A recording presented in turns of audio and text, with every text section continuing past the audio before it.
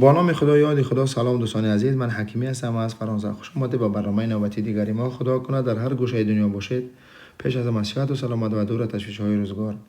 دوستان عزیز، میخوام امروز در برنامه ورزش خود درباره یکی و دو خبر ورزشی برای شما معلومات بدم. یکی خبر اولی این است که قهرمانی آسیا عاید به جودو در شهر بانکوک تایلند که برگزار گردید چند روز پیش به شما معلومات بدیم. در اینجا تیم ملی تاجیکستان مشرف گردید با 7 مدال این مسابقه، یعنی 5 مدال برنجی و 2 مدال نقره که یک مدال نقره را سامان محمد بیگ به دست آورد در وزن 81 کیلوگرم و دیگر تیمور رحیموف در وزن 100 پلوس که شما در نوارهای خود میبینید.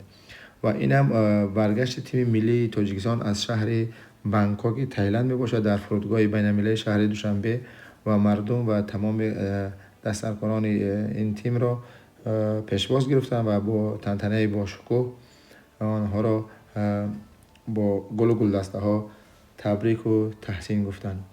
و بعد از قهرمانی آسیا عاید به جودو در شهر بانکوک، روزهای دوم، سوم و چهارم ماه می سال روان در شهر دوشنبه تاجکلاه بزرگ یا گراند سلام برگزار گردید که در اینجا تمام تیم های ملی دنیا با اینجا دعوت شده بودند و در خوشبختانه در این مسابقه تیم ملی تاجیکستان رکوردی نو گذاشت و سرنشین این جدول شد با مدال هایی که چند مدال طلا و نقره و برنجی به دست آورده بود.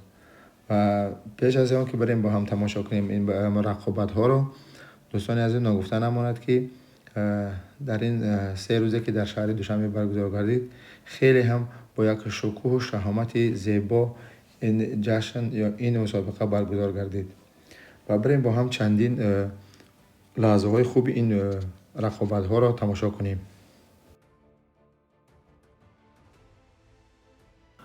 دوستان، پیش از رفتن تماشا کردن این نوارهای جالب و دیدنی، خواستم یک چیزی را به شما برسانم که در این مسابقه تاجکلاه بزرگ یا گراند سلام دوشنبه تیم ملی تاجیکستان با گرفتن 11 مدال مشرف گردید، یعنی 4 مدال طلا، 3 مدال نقره و 4 مدال برنجی یا همون برنز. در عموم 11 مدال به دست آورد و سرنشین این مسابقه گردید.